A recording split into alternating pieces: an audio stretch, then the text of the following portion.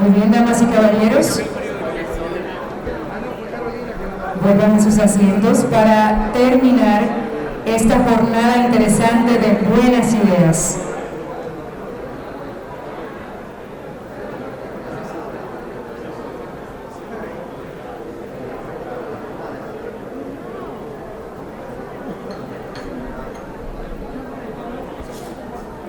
Por favor, para que retomen sus asientos,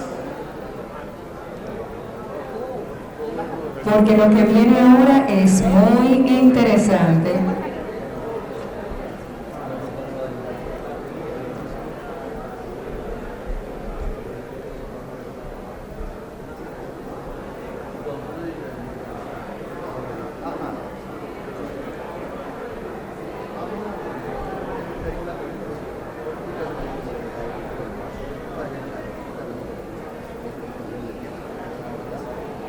Bien, pues ¿qué les parece si como preámbulo de esta última intervención que tenemos en esta jornada de en Alfa Inversiones, volvemos a disfrutar de nuestro video opening, porque esto nos va a dar la energía necesaria para recibir nuestra tercera intervención. Veamos mientras retoman sus asientos, por favor.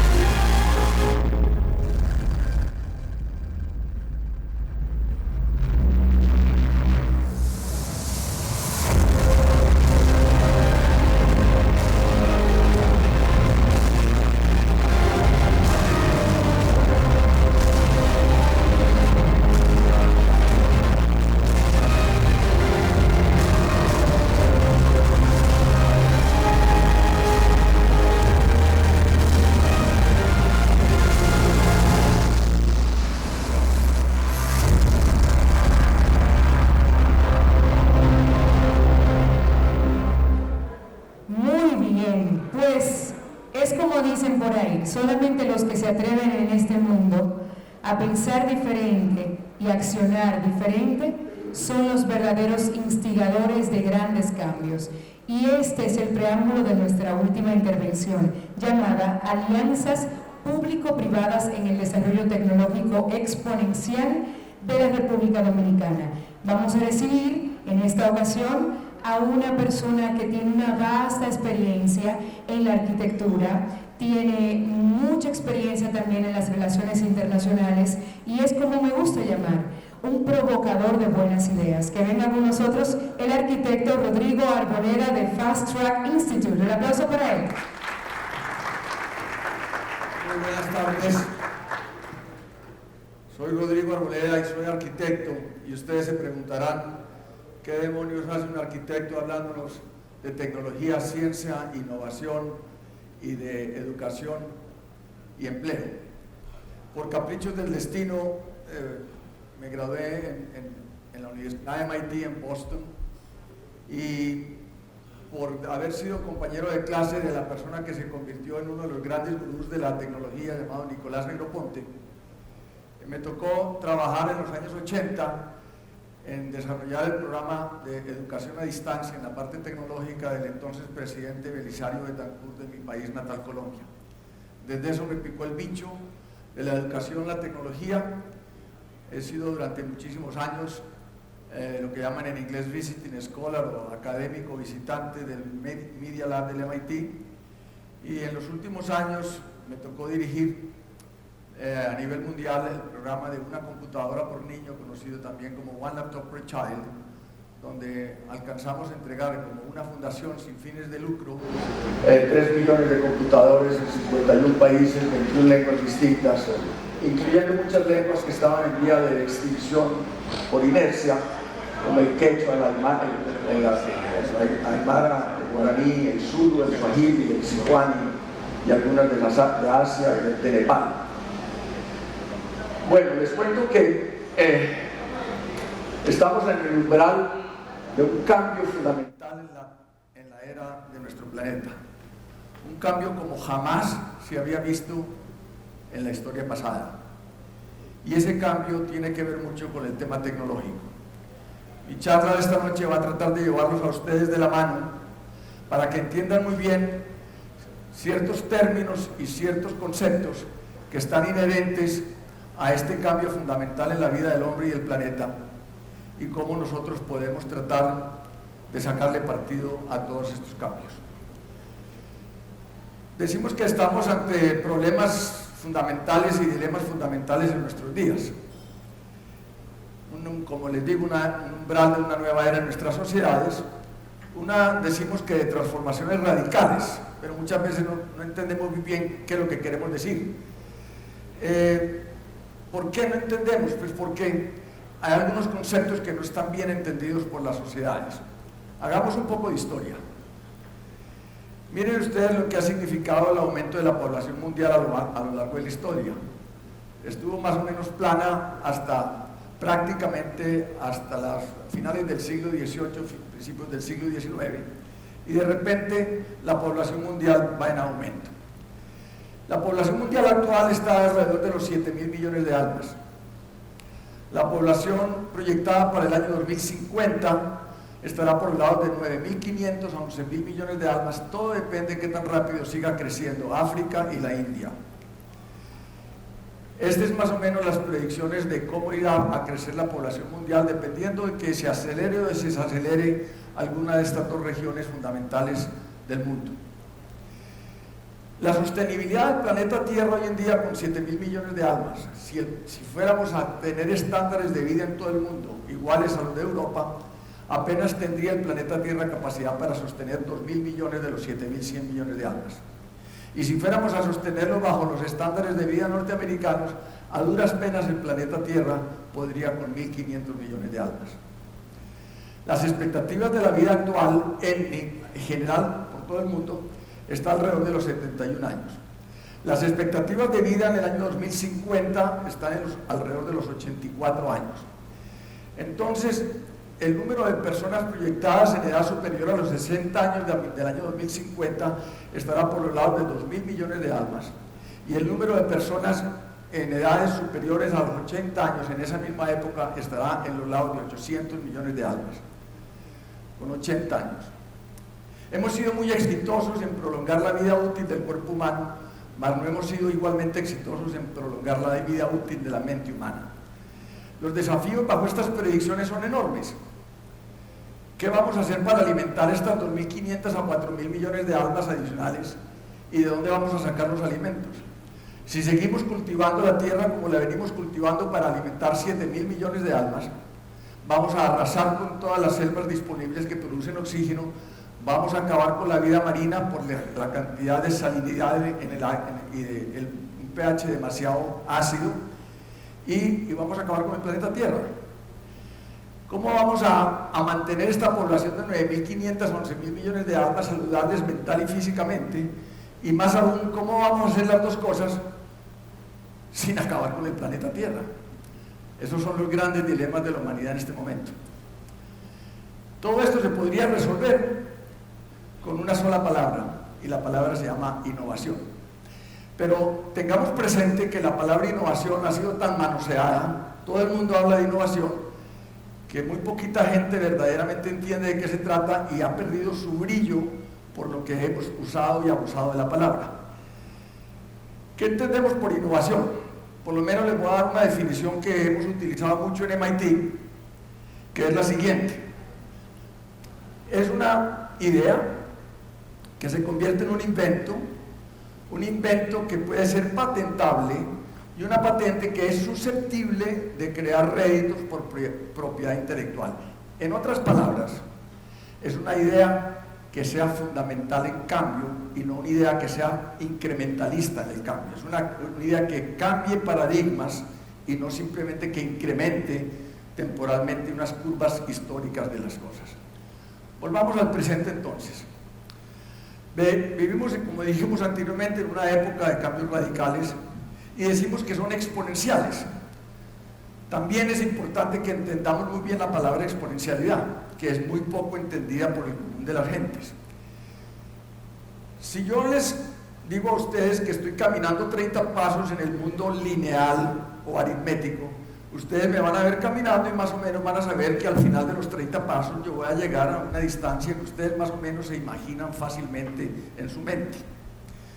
Pero si yo les digo a ustedes que voy a caminar los mismos 30 pasos, pero en una curva geométrica o exponencial, le habré dado al final de los 30 pasos 26 veces la vuelta a la Tierra y habré caminado más de 1.000 millones de metros en ese sentido. Entonces, otra manera de ver esto, que se le atribuye tal vez erróneamente, pero la historia a Sherazade en las 1001 noches, cuando le dijo al sultán que le diera un grano de arroz por cada uno de los cuadros del ajedrez, pero que se los diera de una manera exponencial. Es decir, el primer cuadro le daba un arroz, en el segundo le daba 2, en el tercero 4, 8, 16, 32, 64, 128, 256, 500, etcétera, etcétera. Cuando llegó al cuadro 29, no había arroz en todo el sultanato para darle arroz a Sherazade. Otra manera de visualizarlo es esto. Miren, cuando apenas va en el cuadro número 9 o 10, cuando ya va la montaña creciendo. Entonces quiero mostrarles un momento las diferentes curvas que significa una curva aritmética y una curva exponencial. Esta es una curva exponencial y la que está debajo es una curva lineal. Miren que la curva exponencial comienza muy horizontal, muy pegada al suelo, porque es una curva que arranca, como les dije anteriormente, de 0 a 1, a 2, a 4, a 8, a 16. Entonces, de aquí es que empieza a surgir el concepto de la exponencialidad en la tecnología. Y esto se debe a un señor que fue el fundador de Intel, que se llama Gordon Moore, que descubrió o detectó que en su compañía, en los años 50, estaban siendo capaces de duplicar la capacidad de procesamiento de un procesador cada 18 a 24 meses y simultáneamente dividían a la mitad el costo por el mismo. Es decir, era un cambio fundamental de velocidad, de procesamiento y de costo de los mismos. Esto dio lugar a que la ley de Moore, que se llama en honor de él, haya sido capaz de, a lo largo de estos ya como 65 años o 60 y pico de años, que tengamos que se ha sido siempre, hasta el momento, ha sido una regla exacta. Y eso nos da también una idea de que la tecnología ha podido avanzar de tal manera y ha reducido los costos de tal manera que podemos darnos el lujo hoy de tener las cosas que tenemos. El otro pionero de todo este proceso es este técnico científico Ray Kurzweil, que hoy en día es el director de innovación de Google, que en los años 90, curioso por lo que decían que era la ley de Moore, se dedicó a investigar y durante 6 años, haciendo una cantidad de datos y de algoritmos, se puso a investigar si todas las invenciones de la era de la informática de los últimos 100 años se conformaban de la misma manera que la ley de Moore. Y sacó este plot. Hizo una curva de todos los inventos y demostró que la totalidad de todo lo relacionado con la era de la informática se conforma de la misma manera que la ley de Moore. Entonces de ahí surgió el término de singularidad, que es otra palabra, y por eso estoy demorándome un poco en que ustedes entiendan muy bien la lexicografía y los términos, porque son términos que son muy importantes que se los graben en sus cabezas. La singularidad tecnológica o singularidad es la hipótesis de que la invención de la inteligencia artificial disparará abruptamente y esa palabra es muy importante, un crecimiento tecnológico sin precedentes, resultando en cambios fundamentales de la civilización. Este es el meollo de todo este proceso. Otra manera de plotear la misma curva, pero ya con inventos específicos, y lo que nos ha permitido cambiar de mover átomos a mover bits. Ustedes me preguntarán qué es eso. Una cosa es enviar una carta por correo o un libro o unos libros de un lugar a otro de la Tierra que determinan un peso, un volumen, un esfuerzo físico de llevarlos, a mandarle lo mismo que tienen esos libros por internet, que no cuesta nada y que se puede mandar de un momento a otro. Es decir, eso nos permite que hoy en día estos aparaticos llamados teléfonos inteligentes tienen en cada uno de ellos más capacidad de cómputo que la totalidad de los computadores que se utilizaron para llevar el hombre a la luna. Oigan muy bien esto, estos aparaticos tienen más capacidad de cómputo que la totalidad de los computadores que llevaron el hombre a la luna. Y que el costo de lo que la capacidad de cómputo de un iPhone 4 haya bajado de 5 millones a $400 hoy en día, por esa misma ley de la exponencialidad. Entonces, como van las cosas y se siguen las mismas curvas y estamos en este punto más o menos por estos lados, estamos llegando a que dentro de muy poco, por inteligencia artificial, los computadores tendrán más capacidad de cómputo que el cerebro de un ratón, y que más o menos alrededor de los años 2050 tendrán más capacidad de cómputo que la totalidad del cerebro humano, y que si seguimos con esa misma curva, a finales del siglo tenemos más capacidad de cómputo que la totalidad de los cerebros humanos. Esto es abrumador, esto asusta, esto ha creado muchas preocupaciones en personas como Stephen Hawking, en personas como Elon Musk, que dicen mucho cuidado, ¿cómo vamos a hacer para que la inteligencia artificial la mantengamos por debajo de la humanidad y no la humanidad por debajo de la inteligencia artificial? Pero son tendencias tecnológicas reales y que se están llevando a la práctica. Entonces, esta es otra manera de contar lo mismo. Miren que la historia de la humanidad permaneció flat, hasta prácticamente los años 1800 y pico, cuando la revolución industrial y cuando la máquina de vapor, los ferrocarriles, el teléfono, el automóvil, la penicilina, la energía nuclear, etcétera, etcétera, disparó verticalmente el desarrollo de la humanidad. Estamos en este momento más o menos en el punto de inflexión entre una curva geométrica y una curva lineal. Al principio la curva geométrica la llamamos la curva del desencanto. ¿Por qué? Porque la curva aritmética está todavía por encima de la curva geométrica y no la vemos, no la detectamos en nuestra pantalla del radar mental. Y por eso creemos que no está pasando nada, no hay nada. De repente, más o menos en el paso 30, como vimos en el cuadro del ajedrez, esta curva se vuelve más vertical que horizontal, y ahí es donde viene el cambio fundamental. Porque el peligro consiste en que una vez pasado esa curva, que llamamos el momento de la singularidad, si no manejamos bien las dos curvas y si no evolucionamos con nuestro chip mental de la manera adecuada, lo que podría ser un deslumbramiento de ¡wow! ¡Qué maravilla!, puede convertirse en un caos y crear mucho mal a la sociedad y a la humanidad. Entonces ahí es donde estamos nosotros más o menos. En este momento podríamos decir que estamos ya un poquitín más arriba en la curva exponencial que en la curva lineal, porque ya estamos empezando a sentir los efectos de huracán, pudiéramos decir, de lo que está pasando en tecnología y el desarrollo de la humanidad.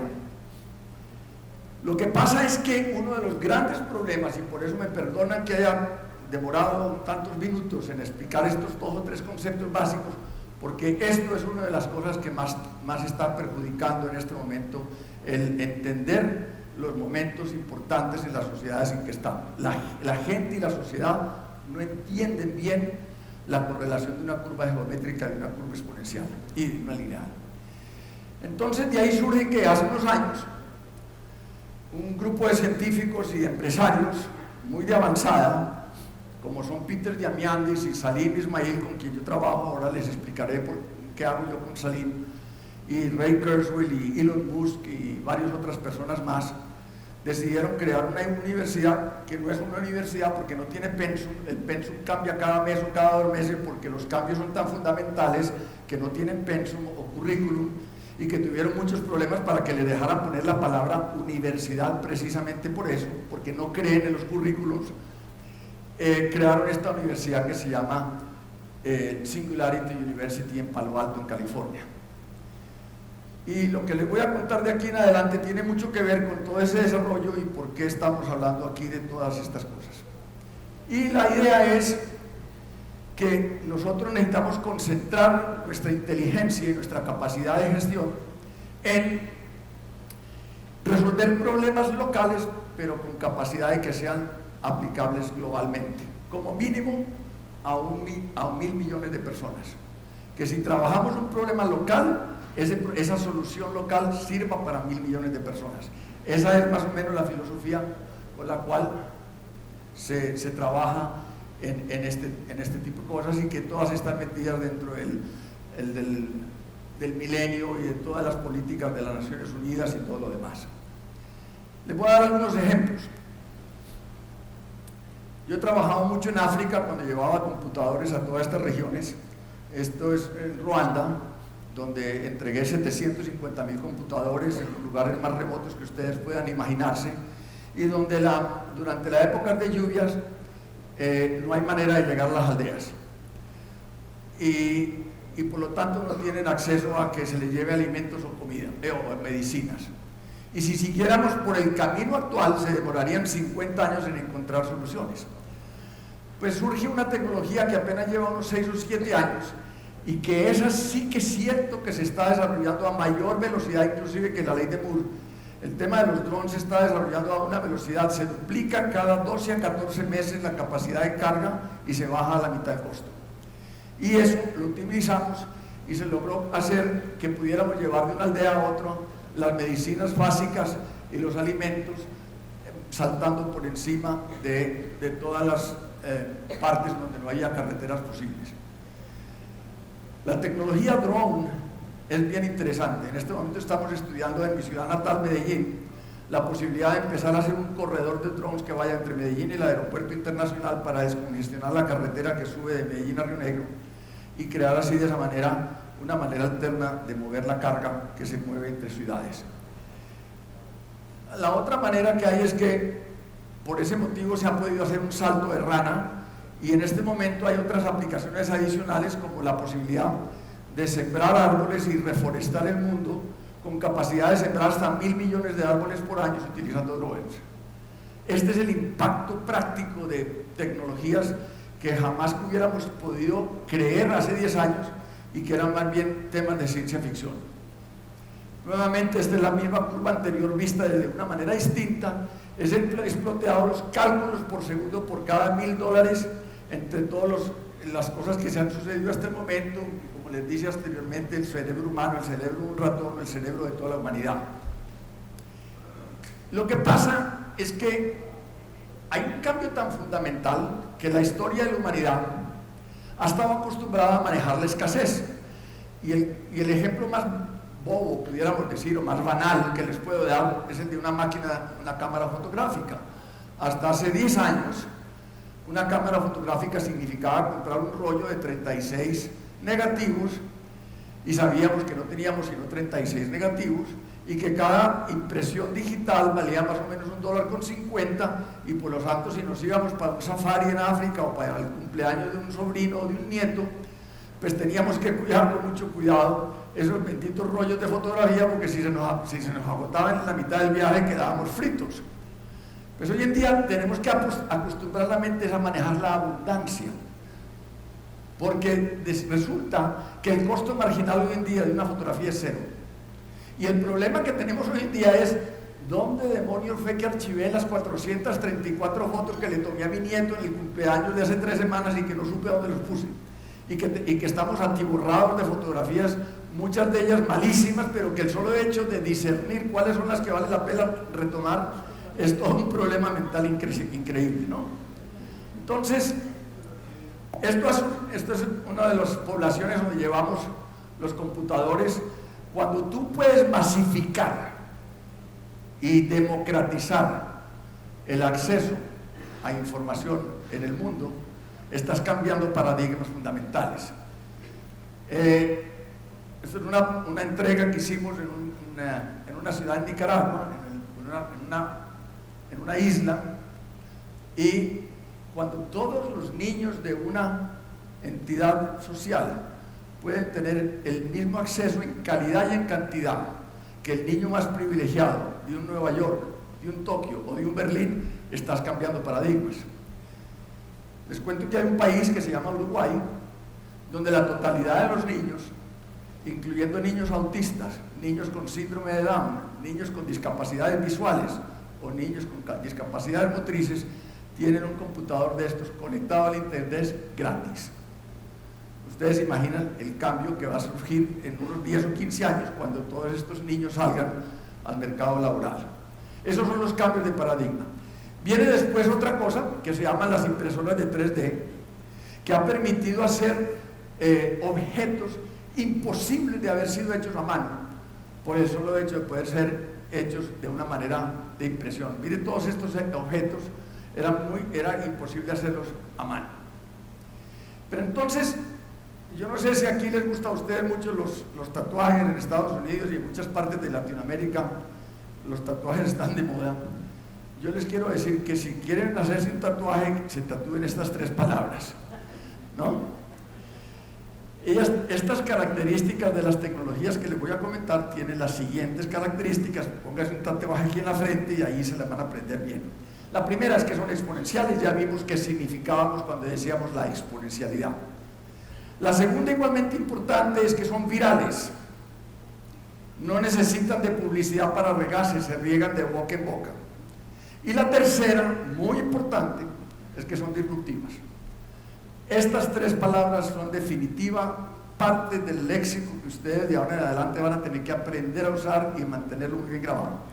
Y más aún, de todas estas invenciones y tecnologías, estas 6, creemos nosotros, van a cambiar el mundo. La primera es el vehículo autónomo eléctrico.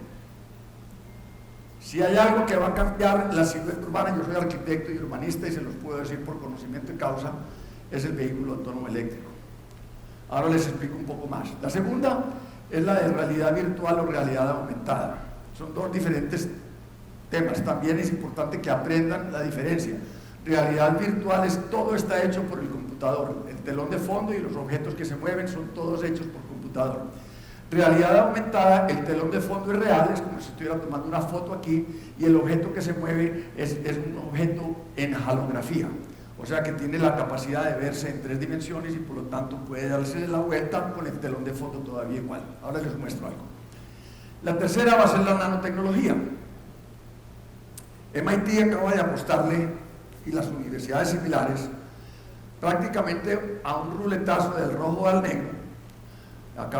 Están inaugurando en estos días el NanoLab, al que han invertido $500 millones, porque dicen que las futuras respuestas a los problemas de la humanidad van a estar intrínsecamente ligados a la nanotecnología. Nuevos materiales, nuevos alimentos, nuevas medicinas, el verdadero aprovechamiento de la energía solar, que es la única energía estable a lo largo del mundo en materia renovable, y el almacenamiento de esa energía, que hasta el momento ha sido uno de los grandes cuellos de botella. El día de mañana, con nanotecnología, la historia va a cambiar, y posiblemente el que logre inventarse la manera de almacenar energía solar a largo plazo va a ser el hombre más rico del mundo o la empresa más rica del mundo, porque ahí va a estar concentrado todo el desarrollo de la humanidad. Y la cuarta es la inteligencia artificial, hablaremos de eso en un momento. La quinta son los análisis de datos masivos, lo que llaman Big Data Analytics.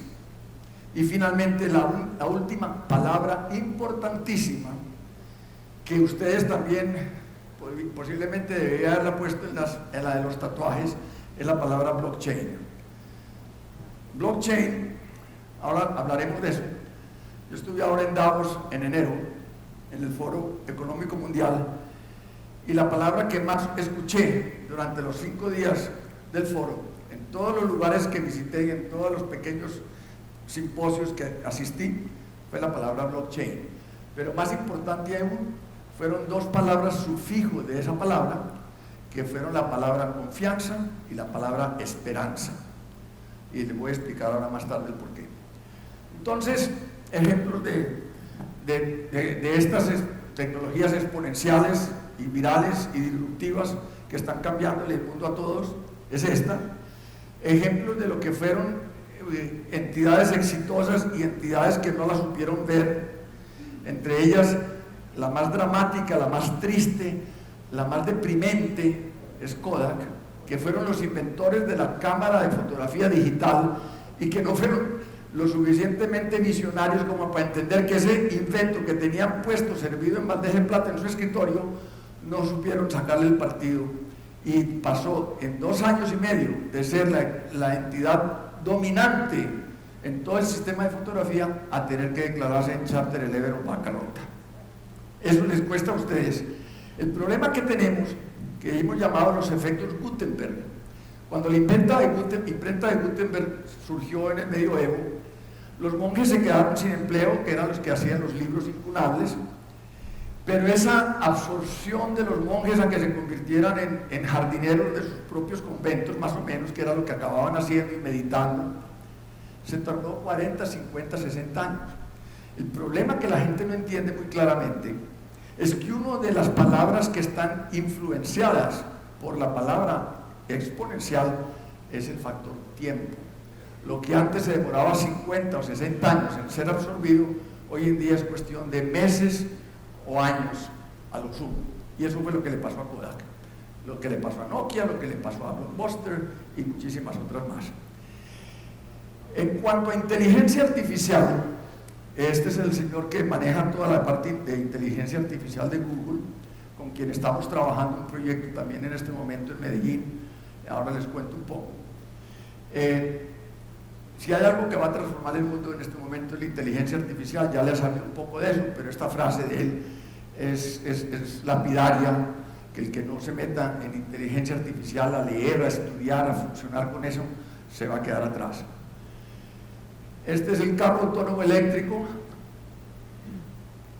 que ahora van a ver ustedes lo que significa algo que parece ser como tan tonto y tan sencillo, lo que va a significar en materia de cambio en las ciudades. Yo acabo de regresar de Beijing y de Shanghai, de un simposio sobre ciudades del futuro, y lo que más afecta a las ciudades del futuro va a ser el vehículo autónomo, porque va a dejar, lo que se prevé es que en unos 20 años el 80% de los coches en circulación van a estar fuera de circulación. Entonces lo que pasa es que con ese vehículo autónomo, la distancia horizontal entre los carros, entre una línea y la otra, puede acortarse bastante, y la distancia entre un coche y el siguiente también, con lo cual se prevé que se pueden aumentar hasta 10 o 15 veces el manejo de las autopistas. Entonces, si seguimos con la misma línea de pensamiento de que el 80% de los vehículos en unos 20 o 25 años van a estar fuera de circulación, ¿qué vamos a hacer? Hoy en día tenemos autopistas de 12 o 13 líneas, 6 en cada lado, y van a sobrar 6 de las 12. Entonces, ¿qué vamos a hacer con esa tierra? El valor de la tierra, los impuestos prediales, el costo del transporte de un lado a otro, los edificios que se dedican en este momento a parqueos. Yo hago parte de la Junta Directiva de la Facultad de Arquitectura de la Universidad de Miami, y los arquitectos que están con nosotros allí nos están contando que los nuevos edificios que están diseñando en la parte de los parqueos ya no usan rampas, son horizontales, y le ponen simplemente un tirabuzón al final del edificio para subir y bajar los coches, y los están diseñando de 2 maneras. Como los parqueaderos tienen una altura más bajita entre piso y techo que la parte de vivienda y oficinas, o aumentan la altura entre piso y techo para que sea equivalente a un apartamento o una oficina, para que el día de mañana puedan reconvertir toda esa parte del edificio en oficinas, o hacen lo mismo, pero un piso sí y un piso no, lo hacen desarmable, de manera que el día de mañana puedan eliminar una losa de las que tienen en el edificio y quedar una parte como de altura y media o 2 alturas normales. Hasta ese punto hemos llegado. Entonces, todas estas cosas, ustedes creen que son ciencia ficción, pero si yo les digo que la vamos a ver mucho más pronto de lo que ustedes creen, no se aterren, porque vienen. Mire, 50 empleos, 25 industrias y 128 cosas desaparecerán por un solo invento, este invento del vehículo autónomo eléctrico. Esta transparencia es lapidaria también, porque ahora, y vamos a comenzar más rápidamente con los camiones autónomos eléctricos. En este momento hay 2 millones de choferes de camiones en Estados Unidos, que posiblemente en menos de 5 años van a quedar fuera de circulación. Ya hay camiones de 40 pies y de 80 pies, de los grandes de 12 ruedas, que han viajado cargados de cerveza desde un lugar a otro 250 millas sin que haya tenido un solo choque y sin chofer. La otra es la realidad virtual. Esto es... ¿Qué oíste? Holy crap! Whoa!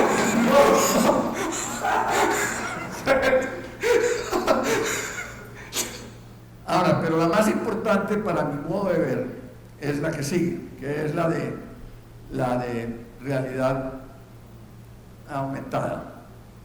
Miren esto.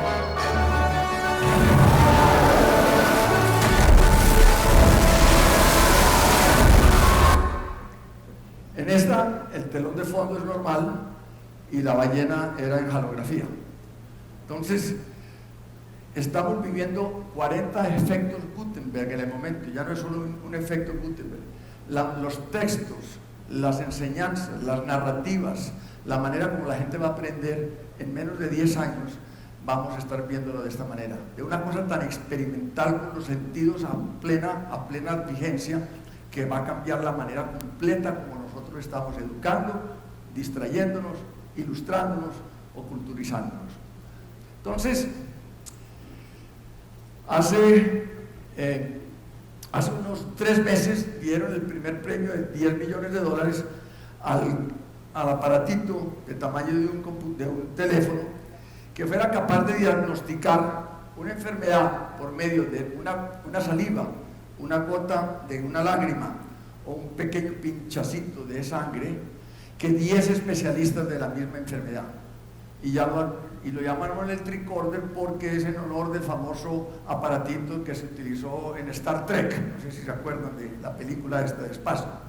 Entonces, y después viene esta otra palabra que es la blockchain, que en pocas palabras, para no meterles demasiada tecnología ni un léxico demasiado complicado y obtuso, es un sistema de archivación autónomo y distribuido. Y en eso vamos a cambiar radicalmente la manera como las transacciones se hacen, porque vamos a poder hacer pagos internacionales, contratos, archivos de transacciones, sistemas de votación, registros, contratos de firmas múltiples, todo eso, y vamos simultáneamente a disminuir la posibilidad de corrupción. Acabamos de terminar hace una semana en Bogotá, auspiciados por la Cámara de Comercio, la Universidad del Rosario, por Corferias y por el Consejo Superior de la Judicatura, un fast track que hicimos, esa metodología sobre la administración del sistema de justicia, donde la vamos a hacer unas cosas que en Colombia se llaman las tutelas, que consumen el 95% del tiempo de los jueces, de manera que la inteligencia artificial, el blockchain y el Big Data Analytics puedan liberar el 95% de los tiempos de los jueces y se puedan dedicar a los casos verdaderamente importantes o complejos. Pero lo que no se cuenta en la superficie, pero que está inherente por debajo, es que en ese mismo proceso la capacidad de que algún juez pueda ser corrupto se elimina, porque como eso queda, toda la transacción queda diseminada en millones de computadores encriptados, nadie puede accederlo simultáneamente. Entonces, uno de los subproductos de blockchain, la gente solamente mira a Bitcoin, Pero es que resulta que Bitcoin no está encima, Bitcoin está debajo de blockchain. Es una moneda encriptada que es escasa, es divisible, es transportable, es reconocible, fungible, puede tener todas las detractores que ustedes quieran, pero que está poco a poco permeando el ambiente mundial y muy poco a poco va a cambiar la manera como se hacen transacciones monetarias. La otra, estuve ahora en Shanghai, vi este video que no sé si el sonido está funcionando allí. Así, debería, bueno. Así. The buildings will serve as offices at a high-tech industrial park in Shanghai. We visited the company's workshop in Shanghai's neighboring city of Suzhou to find out precisely how the buildings were printed. The walls are primarily made out of material refined from construction waste and... Bueno, básicamente, esta casa la hicieron en 4 horas y la hicieron por $5,000 y está hecha con deshechos de materiales que los pulverizan y los pueden volver otra vez con algunos aglutinantes, de manera que una impresión de esas. Hay unas ciudades en este momento que se están diseñando que son completamente autónomas, lo que se llamaría ciudades sin infraestructura, por un motivo complejo de que hoy en día ya hay energía solar, hay internet, hay plantas de tratamiento de agua metidas en un contenedor de 40 pies y hay plantas de tratamiento de aguas negras o de residuos sólidos en otro contenedor, de manera que una comunidad de 100 o 200 casas no tenga que conectarse a una gran línea de recolección de aguas negras que tienen que ir 40 kilómetros ante la planta de tratamiento de aguas que queda ya lejísimo. Hay toda una nueva teoría sobre el diseño de ciudades. Esta gente con quien yo estuve, que se llama la Universidad de Tongji, estamos viendo inclusive que el presidente Medina vaya en estos días, va para China. Es una universidad en Shanghai que fue fundada por los alemanes en 1905. Son los pioneros, han diseñado 22 ciudades nuevas en China. 22 ciudades. ¿Cuándo un arquitecto y urbanista se iba a poder dar el lujo de diseñar 22 ciudades? Y precisamente son la vanguardia en este momento en materia de diseño. Entonces, estamos viendo, y usted me dirá, bueno, entonces, ¿qué es lo que está pasando? ¿No? Y yo les puedo empezar a contar. Lo que pasa es que las sociedades no están listas todavía para todo esto, y ese es el gran cuello de botella. ¿Por qué? Porque nosotros venimos de una sociedad y todavía estamos en ella, que es local y lineal. Extrapolándolo pues groseramente es este tipo de vida, pero seguimos bajo el mismo concepto, y el mundo va para una vida exponencial y global. Y lo que pasa es que todos nuestros organismos regulatorios y nuestros sistemas de gobernanzas están todavía predicados a la Revolución Francesa y a los derechos del hombre y a los derechos y a la Carta de los Estados Unidos, que fueron del año 1870 o algo por el estilo. Entonces lo que nosotros creemos es que hay que recomponer la civilización como la conocemos hoy en día, porque hay que resolver problemas de los sistemas inmunológicos en las sociedades si queremos progresar. Les cuento que cuando Steve Jobs le dio por diseñar el iPhone, no lo diseñó en Apple, creó una compañía periférica completamente secretiva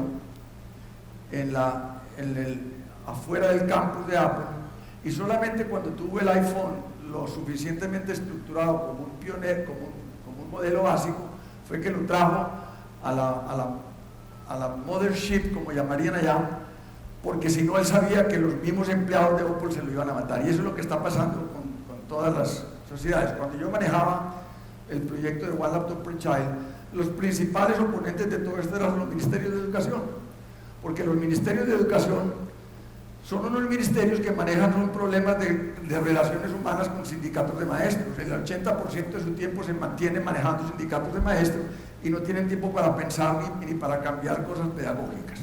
Entonces, hemos diseñado este Salim Ismail, con quien yo he fundado, y con otra persona más, el Fast Track Institute.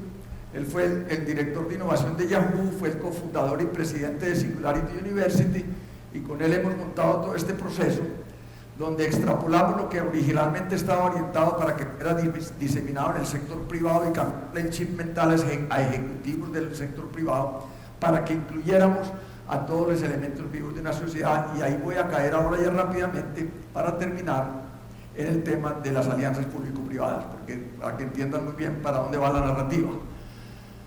Porque si no, mire lo que ha pasado con los periódicos, mire pasado lo que Google ha hecho en materia de los periódicos, mire lo que está pasando con la música. Estamos cambiando, pero al frente de nuestros ojos. Tal vez ni siquiera nos damos cuenta porque ha sucedido en los últimos años. Hemos digitalizado la salud, estamos trabajando con la elongación de la vida del hombre hasta poder decir, inclusive como dice Ray Kurzweil, que llegará el día en que como esto se volvió todo un programa de computador y la doble hélice del DNA es un tema de computación, que el día de mañana podríamos aspirar a que la humanidad fuera eterna, cosa pues que a mí me parece horrible, y que si tenemos 160 años de vida, elementos como el matrimonio se van a ir a pique, porque uno casado con la misma persona 150 años, yo creo que sería un poquito complicado, ¿no? Entonces, todo esto está cambiando. Entonces desesperadamente necesitamos crear un nuevo tipo de organizaciones y perfil de ciudadanos que puedan ser capaces de afrontar esta cantidad de dilemas y de dicotomías. Y para ello, pues como les digo, este tipo de proyectos como el Exponential Organization, y lo que surgió de Singularity University nos motivaron para tratar de que fuera aceptable a las sociedades. Pero tenemos que adecuar simultáneamente a los entes reguladores y de gobernanza, porque si la sociedad y la tecnología van creciendo en curva exponencial y los elementos de manejo de las sociedades siguen creciendo a un ritmo lineal, el caos que le vamos a crear a la sociedad no tiene nombre. Entonces, la automatización, viene entonces el concepto del empleo. Entonces, estamos empezando a ligar educación y empleo, ¿no? Hasta el momento, los empleos fueron considerados como fuentes de dinero y lo que estos podrían comprar.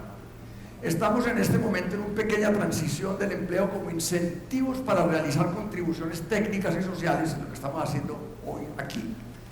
Y finalmente vamos a llegar al empleo como fuentes de autoestima y de sentido de comunidad. Hay que empezar a programar mentalmente a la población hacia estos fines y tenemos que estar muy claros en la terminología que estamos utilizando. Entonces, ¿cómo esperamos nosotros solucionar este nuevo desafío? Hay que ponernos a tono y acelerar nuestra manera de crear. Lo podemos crear con las alianzas públicos-privadas. Lo llamamos el triángulo amoroso del desarrollo, que es el sector público, el sector privado y el sector múltiple, ONGs y academia. Si no involucramos a estos tres actores en las tomas de decisiones paralelas, las sociedades no van a poder salir adelante. Es imposible pretender pedirle al gobierno solo que lo haga. Es imposible pretender que el sector privado solo lo haga. Solamente con la conjugación de los tres factores básicos podemos hacerlo. Entonces necesitamos un nuevo contrato social, básicamente donde la ciencia y la tecnología tengan un papel mucho más preponderante. Y ahí es donde está la base de todo lo que estamos discutiendo. Necesitamos encontrar una mejor puente entre educación y empleo. Y nuevamente, la única que nos puede dar ese puente es la tecnología que nos ayude a encontrar la solución. Y les voy a contar entonces ejemplos concretos, porque esto ya no es teoría, sino que tenemos ejemplos concretos de lo que ya hemos logrado. Estos fueron los elementos que nos llevaron a crear alianzas estratégicas desde Fast Track Institute con entidades como Ruta N en Medellín. Ruta N en Medellín, les doy un poquito de historia, surge cuando Medellín en los años 80 y 90 se sintió al borde de un abismo y colapsarse como ente social por motivos del narcotráfico, la guerrilla y las pandillas. De alguna manera los dirigentes de la sociedad sacaron a relucir las fibras que tenían en lo más recóndito de su ser, y dijeron, o nos dejamos hundir o hacemos algo. Se inspiraron, me cuentan algunos, en aquella misma dilema y disyuntiva que el presidente Kennedy tuvo cuando vio que le habían metido un Sputnik al espacio y que le habían metido un Yuri Gagarin en el espacio, y resolvieron crear una bandera y crear lo que se llamó el Gran Pacto por la Innovación. Y del Gran Pacto por la Innovación, que estuvo basada en ciencia y en tecnología, surge una entidad que la llamaron Ruta N. Ruta N, la N es volver a encontrar el norte, ese rumbo, esa brújula, pero tuvieron la imaginación adicional de poner esa N arriba en exponencial como, sí, volvamos a encontrar el rumbo norte, pero a un nivel exponencial. Y ahora les voy a contar de qué hacemos. La otra alianza que yo he formado es con esta entidad, que ahora les explico un poquito más en detalle, que se llama Forge, es Forjar, es una fundación sin fines de lucro en Buenos Aires, Argentina, donde un filántropo de su propio bolsillo, que emplea 110.000 mujeres en ventas directas, resolvió entregarle a los 70 años, hoy en día tiene 84 años y ya me quisiera yo tener la mitad de la energía que tiene él. Y resolvió a los 70 años darle la empresa a sus hijos y con la plata de él montó esta fundación que trata de encontrarle una salida a esos chicos de 15 a 24 años que se encuentran totalmente perdidos en la vida, los que llaman los famosos ninis, que ni estudian ni trabajan. Y ahora les cuento. Singularity University, ustedes saben qué es. NIPU es una startup que hemos descubierto que también emanó de Ruta N, pero que usa Artificial Intelligence para poder escalar el diálogo entre el tutor y el alumno, de manera que encuentren una razón de ser, su autoestima se mejore y puedan valores éticos y morales, más no religiosos, que le puedan servir para salir adelante en la vida. Entonces, Ruta N, como les digo, es el hub de innovación de la ciudad. Y lo que tiene que ver con la aplicación de APPs es bien interesante. El modelo es el siguiente. La planta surge del municipio por medio de una entidad que se llama las Empresas Públicas de Medellín. Es el utility más bien manejado, pudiéramos decir. Desgraciadamente acaban de tener una tragedia muy grande en una de las hidroeléctricas llamada Hidroituango, pero aún así es la mejor utility de toda América Latina, sin lugar a dudas, la más seria, la más transparente, la más correcta. Y la plata surge de un acuerdo que hizo la municipalidad que X% de sus utilidades tenían que ir para obras de impacto social. Pero a pesar de que el dinero viene de la alcaldía por medio de EPM, la gobernanza de la institución, la mayoría en su junta directiva, está en manos del sector privado, la academia y las ONGs. O sea que el alcalde de turno que llegue está blindado a no querer hacer lo que todos los alcaldes de turno, todos los presidentes de turno hacen cuando llegan al gobierno, que dice que lo que hizo el anterior está todo mal hecho y que el único que tiene la verdad revelada por Dios es él. Entonces hemos tenido la ventaja de tener 4,5 alcaldes, el alcalde actual está en el quinto alcalde, de que a pesar de que eran de partidos políticos diferentes, el hilo conductor de todo el proceso ha sido estable, y eso es lo que ha sacado a Medellín verdaderamente. Le ha dado la vuelta completa de ser la ciudad más peligrosa en el mundo hace 20 años, con 370 muertes por 100.000 habitantes, a ser una hoy en día ganadora de premios internacionales, a la ciudad más innovadora del mundo y a la ciudad más innovadora socialmente hablando del mundo. Entonces, en gran parte ha tenido que ver con eso. Yo llevo 40 años viviendo fuera de Colombia, pero cuando volví a Medellín, hace unos pocos años, me di cuenta de la joya que se tenía allí, y lo que le propuso a los directivos es: esto hay que compartirlo con el resto del mundo, y afortunadamente esto es todo hecho por Open Innovation y Open Source, y tienen una capacidad enorme de poder compartir con las gentes y las ciudades lo que tenemos. Entonces el ecosistema es muy claro, pero básicamente si no sumamos a todos los organismos públicos y privados y ONGs, no tenemos nada. Y si la innovación le metemos valor social, tenemos lo que se llama Public Innovation, que es lo que yo creo que es el modelo que yo quisiera poder dejar metido en las mentes de ustedes como manera de participar en el futuro. Entonces la educación,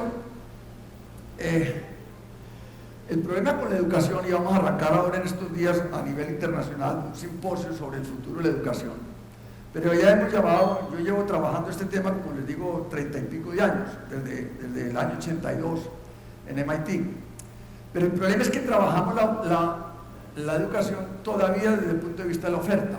Es decir, las universidades y los colegios sacan un currículum y un pensum, y la gente se apunta a los diferentes cursos que están incluidos en esa oferta.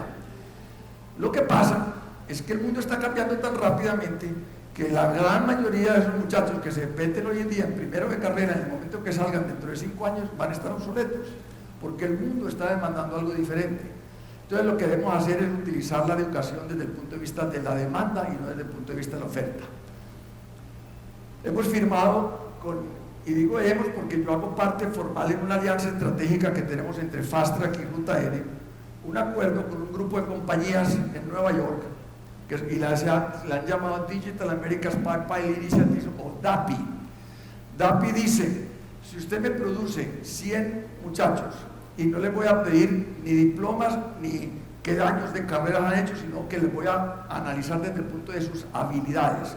Si usted me produce 100 muchachos que sean capaces de manejar algoritmos en menos de un año de inteligencia artificial, yo le traigo 1000 personas más y montamos un centro de inteligencia artificial. Y eso lo hicimos también con Accenture, y eso está cambiando totalmente. Y me han dicho, y el 35% de los primeros muchachos les damos una beca pagada como si fuera un salario, porque muchos de ellos tienen que llevar comida a sus casas y no pueden darse el lujo de quedarse mucho tiempo en una escuela, y los llevamos a unas pasantías y a unas becas en Estados Unidos. Y al 10%, primero, le garantizamos empleo en dólares desde Colombia a precios de Estados Unidos. Entonces mire, y son niños que están todos en los barrios marginales, no necesitamos ningún niño privilegiado, sino con habilidades mentales. Entonces, eso es lo que se está haciendo en materia de desarrollo de inteligencia artificial llevado a la educación y al punto de inflexión entre ciencia, entre educación y empleo. En cambio, Forge tiene estas disyuntivas, tiene 108 millones de jóvenes en América Latina y en el Caribe, y uno de cada de esos niños jóvenes ni estudia ni trabaja. Salen, y la mayoría de ellos son de barrios marginales. Entonces, tenemos que uno de cada 2 jóvenes empleados en la región están en la informalidad, con bajos recursos, en condiciones precarias y sin protección social. Y los jóvenes son el 40% de la fuerza laboral de la región. Entonces, si no atendemos a esta masa poblacional, y mientras tanto, paradójicamente hablando, 6 de cada 10 empresarios latinoamericanos no encuentran trabajadores, porque estamos produciendo el perfil ciudadano que la gente no entiende, que la gente no tiene. Entonces ahí es donde está una de las bases importantes de poder llegar a una solución. Entonces tendemos puentes en la educación secundaria y el mundo laboral de la calidad. Y lo que le estamos añadiendo a Forge por medio de estas alianzas estratégicas es que, como hasta el momento ellos tienen 33,000 chicos que han sacado de este marasmo en Argentina, en Uruguay, en Chile, en Perú y en México. Yo estoy montando ahora el capítulo norteamericano para montar una holding en Estados Unidos que sirva para toda la región. Lo que estamos haciendo entonces es meter la inteligencia artificial para que por medio de deep learning, que llaman, o machine learning, podamos empezar a que los diálogos que hasta el momento son presenciales entre el tutor y el alumno empiecen a ser hechos y se resuelva en gran parte ese diálogo tutorial, de manera que el niño, y esta es la alianza con esta empresa que es la inteligencia artificial, es un coach inteligente para planear un estilo de vida conectado con el mundo. La mayoría de los jóvenes no sabe qué hacer con sus vidas hoy en día, y esto inclusive, cuando he presentado esta propuesta, la audiencia me dice, oye, pero eso no es solamente para los niños de los barrios malos, los hijos de mis amigos aquí en la alta sociedad tampoco tienen la más mínima idea de qué es lo que quieren hacer en la vida. Entonces es un problema genérico de la generación. Y entonces el cambio futuro de querer hacer algo con pasión y conectados con el mundo en una aplicación de teléfono, puede ser en chatear con el NIPU para ser escuchado y obtener respuestas, encontrar argumentos, aprender y conectar, crear relaciones de grupo, valores de habilidades blandas que se llaman, que serían mejor autoestima, trabajo en equipo, transparencia, honestidad, ¿no? Todo este tipo de cosas que los muchachos, cómo hacer una entrevista de trabajo, cómo presentarse, cómo poder vender la idea, mirar a los ojos, toda una cantidad de detalles que tienen que ver con el lenguaje corporal, el lenguaje verbal, el lenguaje intelectual, etcétera, que pueden darle las soluciones, ¿no? Entonces, estamos, y finalmente contarles un poquito de quiénes somos nosotros. Somos una entidad sin fines de lucro, ya lo había dicho, que nuestra misión es acelerar la adopción de tecnologías en las sociedades, unir a los sectores públicos, privados, academias y ONG, y crear alianzas estratégicas como las que le acabo de mencionar. Entonces, es un sistema operativo para recomponer la civilización, porque tratamos de revitalizar las ciudades para que sean más vivibles para más gentes y más prósperas, ¿no? Y adoptamos la tecnología que salió de Singularity University con las otras experiencias que hemos adquirido en MIT, en Stanford y en muchas otras partes más. Entonces, lo que pasa es que podemos establecer rápidamente soluciones de diseño y aplicación a una décima parte del tiempo o a una décima parte del costo de consultorías normales. Ya lo hemos hecho, hemos terminado 4 de ellas en Medellín, hemos hecho una en Miami sobre movilidad. Estas son las empresas que nos patrocinaron en Medellín. Las 3 textileras que sobrevivieron a la crisis de textil de Medellín fueron las que crearon valor agregado, se llaman Leonisa, la otra es Cristal y la tercera es Hermeco, que es la de ropa para niños, que tiene sus propios almacenes, tiene más de 200 almacenes y cosas por el estilo. Celsia maneja el tema de energías renovables, el grupo Éxito, etc. Entonces, en Miami hicimos un estudio sobre movilidad y en este momento estamos concentrados en tratar de encontrarle la solución al sistema de tránsito masivo. Estuve en Shanghai viendo las nuevas tecnologías de levitación magnética de baja velocidad y velocidad media, que es a una cuarta parte del costo de trenes normales y a una décima parte del costo de mantenimiento porque no tiene partes móviles. El vagón entero está flotando en 18 milímetros de aire de los 2 magnetos que se rechazan a sí mismos.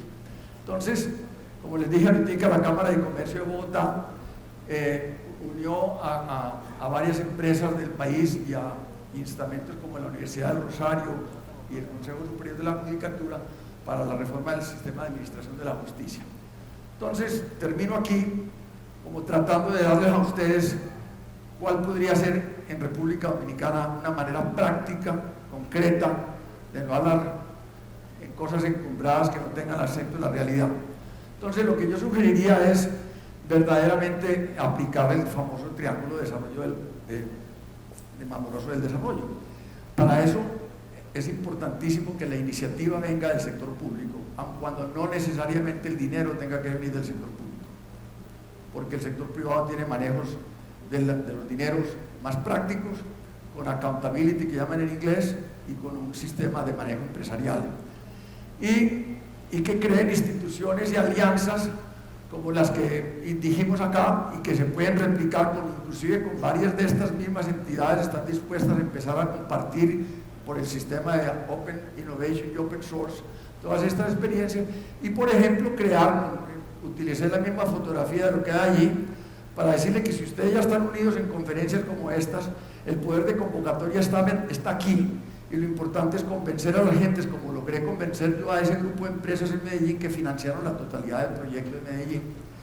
No fue el gobierno nos puso a Ruta N a nuestra disposición, pero no puso dinero, porque si ponía dinero, entrábamos automáticamente en un proceso obligatorio de licitación pública y de toda una serie de precondicionamientos y precalificaciones que se hubieran demorado 2 o 3 años en hacer. Entonces, con el dinero privado, pero con la participación del público como presente y como líder de convocatoria, este tipo de cosas se pueden hacer. Señores, eso es todo lo que tengo para decirles. Espero que les haya servido. Con mucho gusto respondo algo. No sé si se me fue demasiado el tiempo. Sí, debe responder una. Estoy a su derecha. Aquí a su derecha. Ah, perdón, sí. Bueno, Carolina González nos escribe en la aplicación de preguntas: ¿cuáles iniciativas harán converger la tecnología y la ética de forma que la innovación proteja los derechos humanos básicos? Bueno, ese es el gran dilema de la humanidad y lo llaman el intrahuman dilema. Como les dije en parte de mi presentación, esto ha sido algo que le preocupó mucho antes de morir a Stephen Hawking y le preocupa mucho a personas como Elon Musk. En realidad, lo importante es si logramos educar a nuestras juventudes con esa serie de valores y habilidades blandas que incluyen valores éticos y morales, más no religiosos, pero que tengan el sentido de trabajar en equipo, de transparencia, de honestidad, de empatía. La palabra empatía sí que es cierto que hace falta. podríamos verdaderamente a seguir manejando de que la tecnología siga siendo por debajo de la humanidad y no la humanidad por debajo de la tecnología. Excelente. Muchísimas gracias. Ustedes muy amables por su tiempo. Gracias. Muy inspirador. Y ha utilizado mi palabra favorita en el mundo, la empatía. Justamente eso nos hará crecer emocionalmente cuando encontremos el secreto de la empatía en la humanidad. Bueno, pues luego de esta extensa jornada de conversaciones, discusiones y muy buenas ideas, Alfa Inversiones quisiera coquetear un poco con la idea de prometernos algo de manera sólida y ha generado una plataforma donde todos los que están aquí están invitados a escribirse a sí mismos un correo que te llegará un año después, donde te recordará la promesa que hiciste hoy. ¿Qué les parece si lo hacemos? ¿Sí? ¿Quisieran? Bueno, cuando entren a este enlace, es simplemente in.com.do/futuro. Entonces te vas a escribir a ti mismo un correo donde hoy le vas a decir a ese yo del futuro lo que quieres hacer para cambiar tu realidad. Lo que quieres hacer desde un plano personal o un plano empresarial para cambiar el rumbo de tu negocio o cambiar el rumbo de tu vida. Incluso, por eso digo que lo pueden usar hasta en el plano personal. Por ejemplo, en mi caso lo voy a hacer a nivel personal, ¿les parece? Yo escribiría, querida Nashla del futuro, hola, soy yo, la Nashla del pasado. Soy romántica, tengo que poner un poquito de cursilería al principio. Y después le digo, espero que te acuerdes de lo que me prometiste ese día, el 23 de octubre del 2018. Me prometiste que vas a ser más empática, me prometiste que vas a ser más responsable, que te esmerarás por conocer los derechos y deberes que tengo como ciudadana y que voy a ser parte de un cambio, de una sociedad mucho más inclusiva, más respetuosa con el medio ambiente y mucho más responsable. Ya las herramientas puntuales las voy a decir yo en la intimidad de mi hogar, en ese correo, y me lo voy a mandar. Pero yo quisiera que cada uno de ustedes se tome la libertad de hacerlo a partir de este momento. Que lo hagan de verdad. La verdad es que va a ser un ejercicio bastante valioso para todos. Y ya verán cómo en un año ese correo va a llegar y ese corazoncito se va a poner como, ¿qué? ¿Me estoy escribiendo yo mismo? Sí. Y eso hasta nos ayuda, nos motiva a seguir comprometidos, a que no se nos olvide esta promesa personal. ¿Les parece? Imagínense ustedes que el día de hoy nazca una persona, un hijo de nosotros, un nieto de nosotros, alguien que nazca ahora y que después de un tiempo grande y largo nos diga muchísimas gracias por haber hecho ahora, en este hoy, lo que yo puedo disfrutar en el hoy de esa persona. Imagínense eso. Vamos a ver.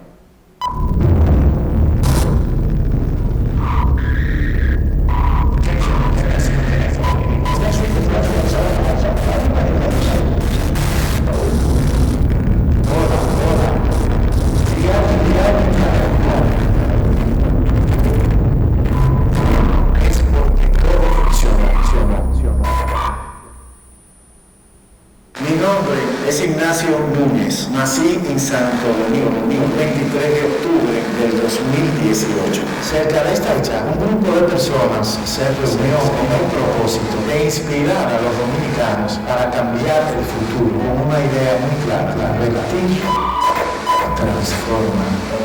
Casi finalizando el 2080, puedo decir que he vivido en una República Dominicana digna, donde puedo andar sin miedo por las calles, donde pocas veces tengo la necesidad de usar un vehículo porque el transporte público funciona. La educación pública es una de las mejores y ha creado la oportunidad de sacar la pobreza de nuestra realidad. Y ahora, todos los domingos, nuestras familias pueden ir a nadar en nuestro hermoso río San. Gracias a ti, porque invertiste y transformaste nuestra historia. Muy pronto podrás disfrutar de ver a tus hijos en el país que siempre soñaste. Gracias por creer que se puede. ¡Bravo! ¿Se imaginan?